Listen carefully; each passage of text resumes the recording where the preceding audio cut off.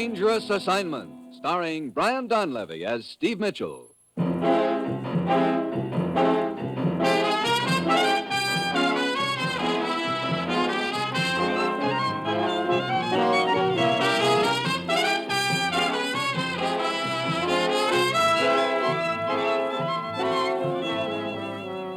Yeah, danger is my assignment. I get sent to a lot of places I can't even pronounce. They all spell the same thing, though, trouble. But when I walk into the commissioner's office, I don't realize this assignment's going to wind up with me staking my life on a bluff, and then finding out, much to my surprise, that I wasn't bluffing at all.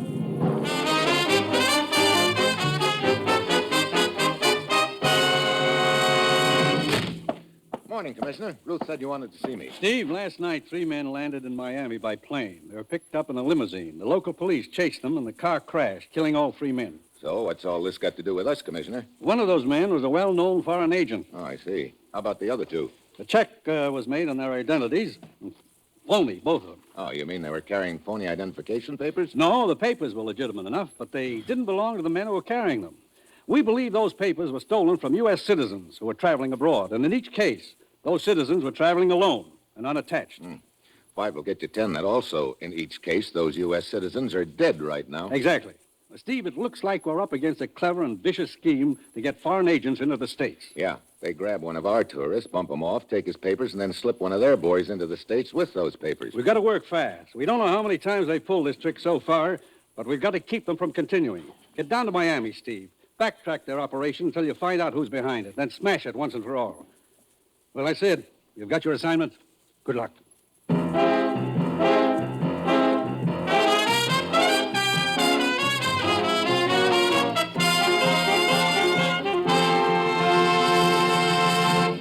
The National Broadcasting Company is presenting Dangerous Assignment, starring Brian Donlevy in the role of Steve Mitchell, colorful, two-fisted government agent. At all those places of the world where danger and intrigue walk hand in hand, there you will find Steve Mitchell on another Dangerous Assignment.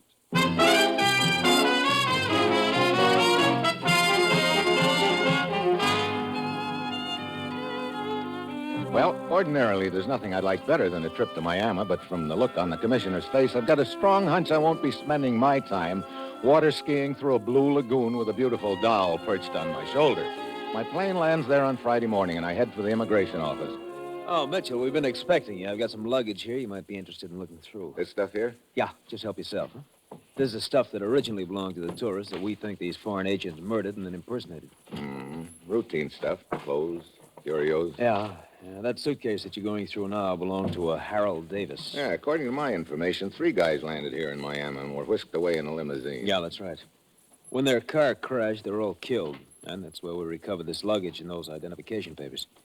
But it didn't take us long to discover that the men in the car didn't belong to this stuff. Oh, what kind of a plane did they land in? A regular passenger plane, Caribbean Airlines, from Trinidad. Well, what is it? Hey, this picture here in the suitcase. Is this the real Davis? Yeah. Yeah, it's Davis, all right. Well, maybe you should say it was Davis. That girl with him in the picture, it's not bad. Not bad at all. You say the guy who was impersonating Davis flew in from Trinidad, huh? Yeah, that's right. You think that this picture was taken there? I know it was. I recognized the hotel in the background. Oh.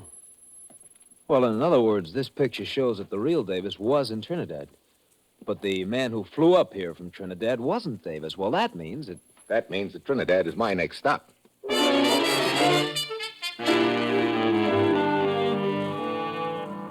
So the trail's warming up. At this point, it looks like Trinidad is the spot where the switch has been taking place.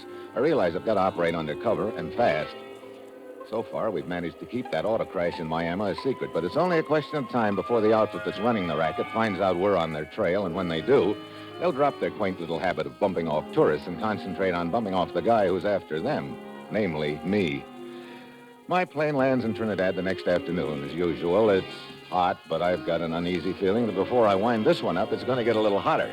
I scout around to find the office of the Caribbean Airlines. Back of the counter, a tall, skinny gent is sleepily fanning himself with a travel folder.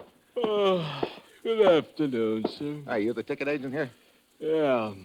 What charming and delightful spot in the Caribbean do you want to fly to? You sound bitter. Well, this morning I didn't get a job I was counting on back in the States, and I also didn't get a raise here. Instead, I got a heat rash. I should be happy. Courage, Camille. Thanks, old man. Now, where do you want to go, or did you just want to browse through some rare travel folders? I'm checking on a friend of mine, a guy named Harold Davis. Oh? What about him? Oh, I owe him some dough, and somebody told me he left Trinidad by plane the day before yesterday. I thought you might be able to check it for me. Okay. Davis. Yes. Harold Davis took off for Miami night before last, Flight 17. Wonder why he decided to leave here. This is something we don't ordinarily ask our customers. Did he make the reservation in person? Well, no, it was handled through Interocean. Interocean? Mm-hmm. Travel agency here in Trinidad. I see. You happen to have their address? Yeah, here's their card. It's just down the street. Thanks. What's the matter? Nothing. I won't keep you up any longer. So long.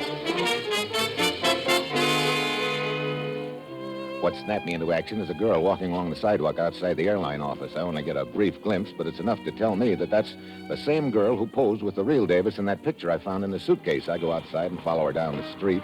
A few doors down, she turns into an office, and that's where I get my second surprise, because there's a sign on the door, Interocean Travel Agency, the outfit that's been booking passengers on Caribbean Airlines. Now I know the trail's heating up. I follow her inside. Hello. Hi. What can I do for you? Well, that's what I came in here to find out. You run this travel agency? Sort of. I'm Miss Gray. Susan Gray. You a tourist here? Yeah, sort of. Sounds like you're a little at loose ends right now. Matter of fact, I am. Maybe it's just that I'm running out of places to go and things to do. Can't your wife suggest something? I'm not married. I see. Traveling alone? Yeah. Well, I'd be very happy to suggest any number of interesting little side trips. Good. That is, if you're not on any fixed schedule. What I mean is there anyone in the States who's expecting you back at any particular time? No, I'm what you might call completely unattached. Oh? Well, in that case... Yeah, that's what I was thinking. I could sure use someone to show me around Trinidad. That is, if you happen to have any spare time. I think that could be arranged. Steve Mitchell. Okay. Tell you what, Steve. I'll try to line up a little trip for you. Then we can talk about seeing some of the sights around Trinidad. Where can I reach you? Hispaniola Hotel. I'll be hearing from you then, Susan. Yes, you will, Steve. And very soon.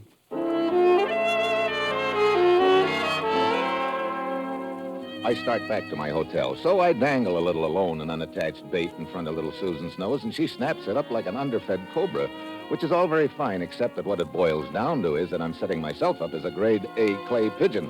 Then, as I'm walking down the street, I pass a bar, and I hear a very familiar voice. I shove open the door and go in. It's my old friend, Lord Byron, the calypso singer. Come to the Trade Winds Bar for your drinks. The price is right and the food, it's good too. And Lord Byron spots me at the bar, and his face lights up like a neon sign.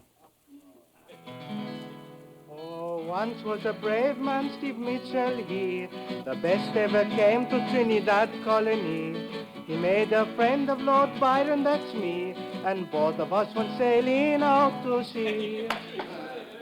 We ran into bad men in diving suits and had much trouble, you can bet your boots. But when all the fighting was over and done, the bad men had lost and Steve Mitchell had won. Steve Mitchell. Hello, Lord Byron. Hey, look, thanks for the free publicity, but I just assumed that nobody knew I'd ever been to Trinidad before. But why, Steve? At present, I'm making like a typical tourist. Oh, you're after someone again, Steve? That's right. Why don't you give it up, Steve? Huh? Always you look for bad men. Why don't you forget it? Now, me, I'm a happy man. This is the life here. To go fish, to go sail, to lie in the sun, to be happy. That's nice work if you can get it. There is more to life than this. Well, I guess there shouldn't be, but What's the matter, Steve? that girl who just came in. Girl? Oh, sure. She's nice looking, Steve. You want to meet her? I've already met her. Susan Gray works for a travel agency. Does she come in here often? Oh, yes. She comes in here almost every night. The tourists, she's always with them. I see. Well, that checks. Okay, I think I'll go have another talk with her. Be careful, Steve. No trouble. No trouble. Hi. Well, hello, Steve. I was just thinking about you. How was it? Hmm? The thinking. Nice. When do we start seeing the town together? Tonight, maybe? Oh, I'm sorry. I have plans tonight, but we'll make it real soon. Okay. And in the meantime, I'm trying to line up a little trip you might be interested in. Oh. Good evening, my dear. Oh, hello, Carlos. I do not believe I have met this man. Well, you couldn't have very well. I just met him a couple of hours ago myself. Steve Mitchell, Carlos Gelder. Hello. This man is perhaps bothering you, my dear. Of course not. He seems to be presuming upon a very short acquaintance. Look, Buster, is there any law against talking to a girl in a bar? In this particular part of the world, there are many unwritten laws covering various subjects. Oh, what subjects, for instance? For instance, you. Carlos, please. Just a minute, Susan. Okay, Gelder. Just what are those unwritten laws covering me? The same which apply to anyone who seeks to tread on forbidden ground. I could take that either of two ways. You may choose whichever you like, but just be certain that you do take it. Okay, for the time being. And I can assure you I am not talking in terms of the time being. Yeah. See you later, kid. Steve, I'm sorry. I'll get in touch with you later. So, Steve, she's a popular young lady. Too popular, Lord Byron. Who's that little gent in the white suit I was just exchanging gay repartee with? Oh, he's a bad man, Steve. Stay away from him. Oh? Carlos Gelder. He's a very powerful man. What's he do? No one knows. But in Trinidad, his name means trouble. I see. He and Susan seem pretty thick. One trouble plus one trouble. Is double trouble. Hey, wait a minute. They're leaving together. No, Steve. Yeah, I know. No trouble. See you later, Lord Byron.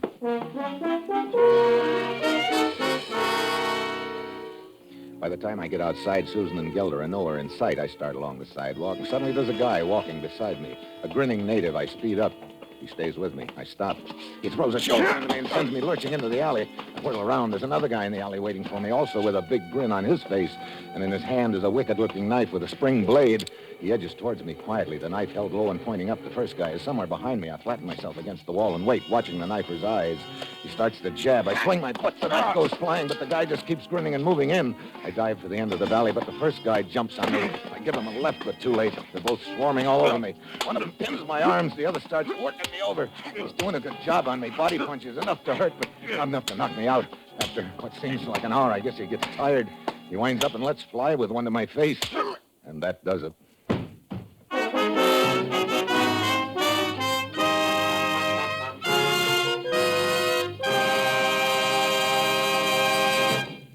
Here's a word about another NBC Chime favorite returning to the air this fall. It's Chester A. Riley, played by William Bendix in the hilarious Life of Riley.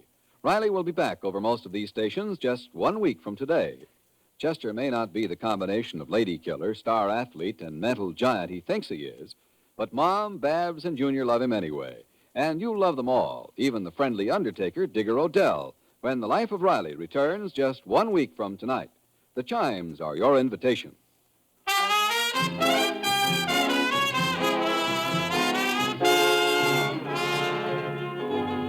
Now, back to Dangerous Assignment and Steve Mitchell.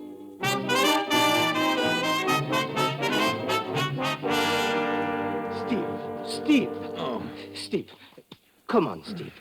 Steve. Oh, Lord Byron. What happened, Steve? Oh, I wasn't playing tic-tac-toe. I don't know. Steve, it's no good. Someone was giving you a warning. Oh, come on back into the bar with me. I could use a drink along about now. Look, did Susan and Gelder come back into the bar after I left? No, I didn't see them. Steve, Lord Byron is your friend. He gave you good advice. Yeah, I know. His trouble. I'm afraid it's a little late in the game to back out now. Come on, let's go on over to the bar. So just then this other guy sticks his head out and says, now get this. He says, okay, wise guy, how are you gonna get back? Yeah, don't you get it? How are you gonna get back? Yeah, that's the trouble. You guys just don't appreciate a good American joke. Scotch and soda, bartender. Hey, another American. Huh? Oh, yeah, another American. Clay's the name, friend. Abner H. Clay. Put her there. Aye. Mitchell's mine. Here, let me buy you a drink. Thanks, but I... I insist, friend, I insist. Okay, thanks. Well. It sure is good to run into another traveler from the blessed land. Huh? Yeah. Now, don't get me wrong, friend. I'm having a whale of a lot of fun on this trip, but I just haven't seen anything that compares with a little old hometown, good old Milwaukee, Wisconsin. Yes, sir. Say, I got a great idea. Why don't you and me do this town up together? Thanks a lot, but no thanks. Oh, come on. Say, I can show you places you never even dreamed about. And girls? I suppose you've even got a chicken inspector badge, too, huh? What? Skip it. Oh. Come on, friend. Let's make a night of it, huh? What do you say? After all, it's my last night here for a few days. I want to make the most of it. What do you mean your last night? Well, gonna take a little boat trip around the islands. We shove off first thing in the morning. We? Just small party. About 3 others, I think. Just a minute. Are you, by any chance, traveling alone, Clay? Alone? I sure am. You know, tell you how it happened. I was sitting there in my office in Milwaukee 3 months ago, and I suddenly said to myself, Abner, my boy, what you need is a vacation. So, here I am. I see. And this little boat trip you're leaving on in the morning, mind telling me who arranged that for you? Not at all, my friend. Interocean Travel Agency, right here in town. Hey, there's a little lady there who is just... Susan? Yes. You know her? Slightly. Oh, she's sure been mighty sweet to me. I don't doubt it. Oh, come on, friend. Why don't you change your mind and make the rounds with me tonight? I just did change my mind. Let's go, friend.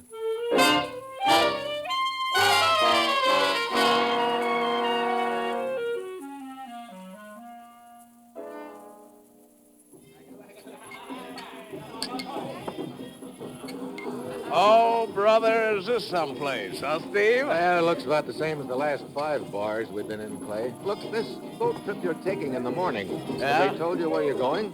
Oh, they said we'd poke around a few little islands in the out-of-the-way places. Uh-huh.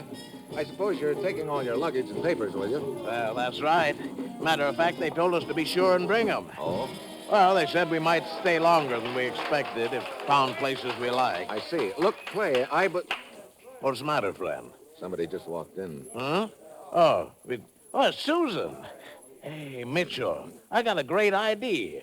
Why don't you come along on this trip, huh? Well, I don't know. It's pretty short notice. Well, Susan? Oh, well, it's Mr. Clay and Steve. Hello, Susan. I'm glad I ran into you again. Where's your boyfriend, Gelder? Oh, we had a quarrel.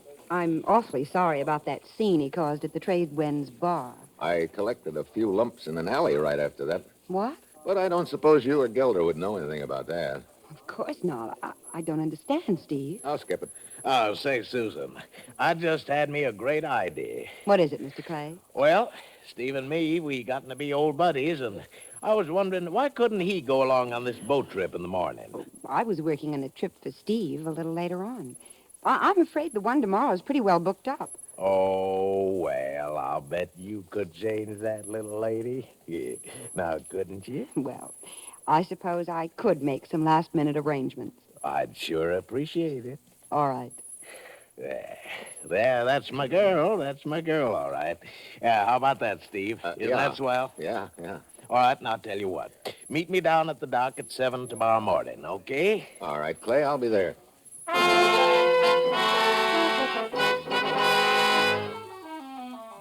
Well, things are turning out a little differently than I'd bargained for. I'd figured on having more time to find out a few things about the Interocean Travel Agency before I took one of their little trips. But now here I am, scheduled to sail in the morning. I'm not sure I like it, but I don't have any choice. To back out would probably arouse their suspicions, and besides, looks like I'm stuck playing nursemaid to the happy American tourist, Clay, who's looking for all the world like the pigeon of the same name right now. The next morning, I take my luggage down to the dock at 7 o'clock. Susan and Clay are already there beside a small motor launch. Morning, Mitchell. Hi. Come on board, Steve. Okay.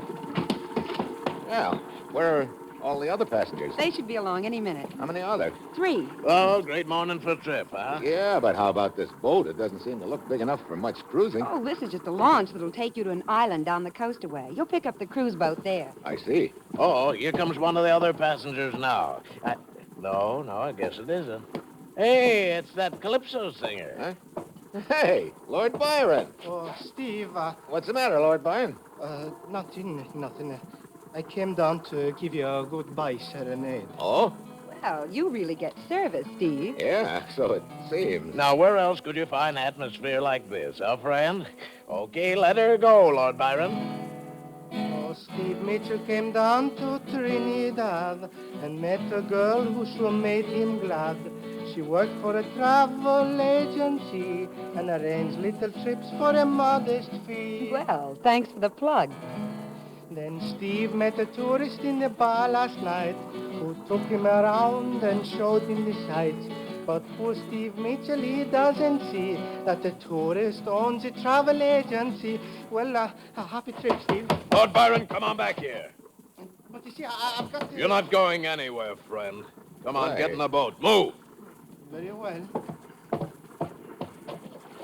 Well, thanks for the try anyway, Lord Byron. Sure, Steve. Okay, Susan, shove off. What about the other passengers? We can't wait for them now. We'll take care of these two birds first and then come back with the others. Get going. All right.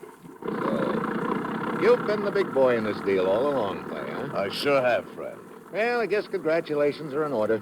That's quite an act you put on, being the great American tourist. Not bad at all, is it? And with Susan giving them the come on, I don't suppose you have much trouble getting all the unsuspecting tourists you need. We haven't had much trouble so far, and that's the way we're going to keep it. You mind telling me where we're going? Not at all, friend. Tobago Island, a little way down the coast. But you know, really shouldn't matter much to you where you're going. Because I'll tell you something. You and Lord Byron aren't coming back.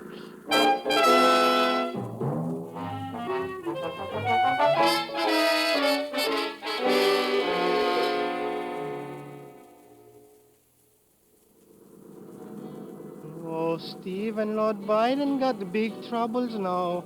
They're locked up in the cabin of a little scow. The bad man tell them they're holding the sack.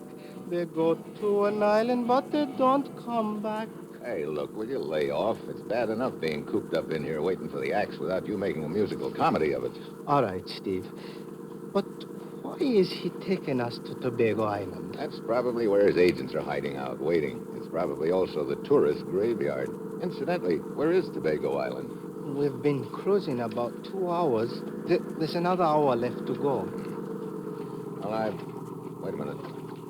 We're turning and slowing up. I'm going to take a look out the portal. Hey, I thought you said it was another hour to Tobago Island. That's right, Steve. Well, don't look now, but there's a little island right in front of us. What? Yeah, and we're heading toward what looks like a little abandoned dock. Let me see. It's not Tobago Island. It's San Miguel. Wonder why the switch. You familiar with this island? Sure, Steve. Deserted island. I was here once. All right, friend. I'll on deck. I thought you said we were going to Tobago Island, Clay. We were. But Susan and I got to figuring. Maybe you were a little wiser to our operation than you've been letting on. I still don't get you, Clay. Maybe you already knew Tobago Island was our rendezvous point. Maybe before you came down to the dock this morning, you arranged to have a little help show up there. All right, come on ashore. Seems to me you're giving me a lot of credit, Clay. Well, I figure it's always safer to overestimate the opposition than underestimate them. So Susan and I spotted this little deserted island and figured it'd be a convenient place to stop for a while. I will lead the way. There is no trail. All right, just don't get too far ahead of us. You've got the whole deal figured out, haven't you? I sure have, friend. Look, it seems to me you're taking care of Lord Byron and me the hard way. You could have tied us up and thrown us overboard. No. There's always the chance your bodies would start drifting around and be discovered. Much better to have you safely buried in the ground. I see. Just like you did with the other tourists, huh? You catch on quick, Mitchell. This underbrush is pretty thick. Follow closely in my tracks and you will have no trouble. Say, he's an obliging guy all of a sudden, isn't he? Yeah, I don't get it. Well, here's a little clearing. Yes, this is where we stop. All right, it's as good as any. So this is the last stop, huh? For you and Lord Byron. For all of us. What do you mean? This San Miguel Island is a very bad place. What are you talking about? Steve, you've heard the legend of San Miguel, haven't you? Legend of it. Oh, yeah, why, sure. It's supposed to be a pretty bad place, isn't it? Yes, a very bad place. Look, bluffing's not going to do you two any good now. It's no bluff. I will tell you the story of San Miguel. Oh, once came a man to this island here. He built a house and he built a pier. Then he walked into this jungle so nice and green, and never any more was he seen. Look, what are you giving us anyway? It's the truth, Susan. I remember it all now. The ground opened up and down he went. The earth closed over him without a dent. But on some nights you can still hear him say, from San Miguel Island, stay away. All right, that's enough of your silly songs. It's not a silly song, Clay, it's truth. All over the island, quicksand. Quicksand? Sure, that's it. Quicksand. The whole place is quicksand under it. Every once in a while, the crust over it collapses. All right. I said cut out the fairy tale. It's no fairy tale. Look, Lord Byron's the only one who knows where to walk safely. You kill us, and you'll never make it back to the beach. Clay, what if he's telling the truth? They're not telling the truth. I tell you, they're bluffing. What was that? Probably a hunk of ground collapsing. Shut up, Mitchell. It's just an animal of some kind. Was it? There it is again. Where did it come from? Came from right over there. Thanks for turning your head away. Yeah, let go of me, Mitchell. Drop that gun before I break your arm. So, the quicksand story was a bluff. Sure, it worked. Lord Byron sharper than I figured. Now, drop that gun. That's better. I'll get it. No, Susan, I'll take the gun. Clay, come back here. Let him go, Steve. Let him go, you crazy. Clay! Now he's out of sight. You will not go far, Steve. What?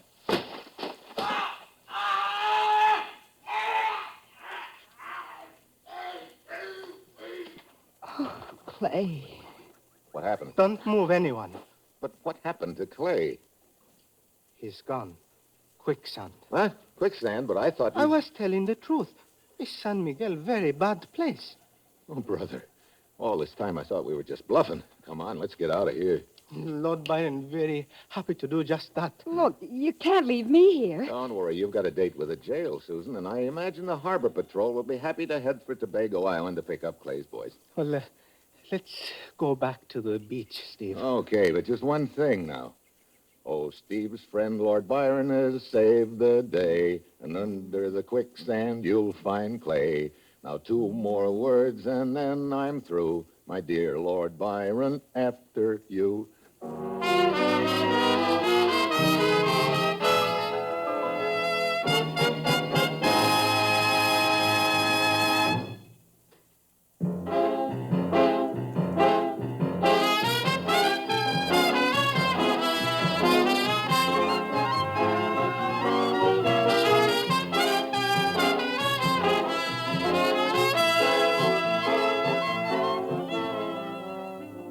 Dangerous Assignment, starring Brian Donlevy as Steve Mitchell, is written by Bob Reif and Adrian Jandot, with music by Basil Adlam, and is produced and directed by Bill Karn. Be with us again next week at this time, when Brian Donlevy, starring as Steve Mitchell, will embark on another Dangerous Assignment.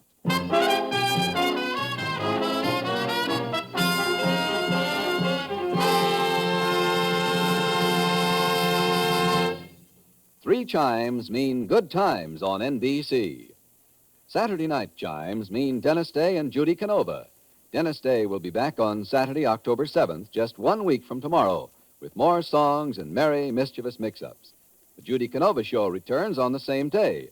And when Judy and her pals get together, it's 30 minutes of mountain-style music and mayhem. The chimes are your invitation to Dennis Day and Judy Canova. And now, stay tuned for Dimension X on NBC.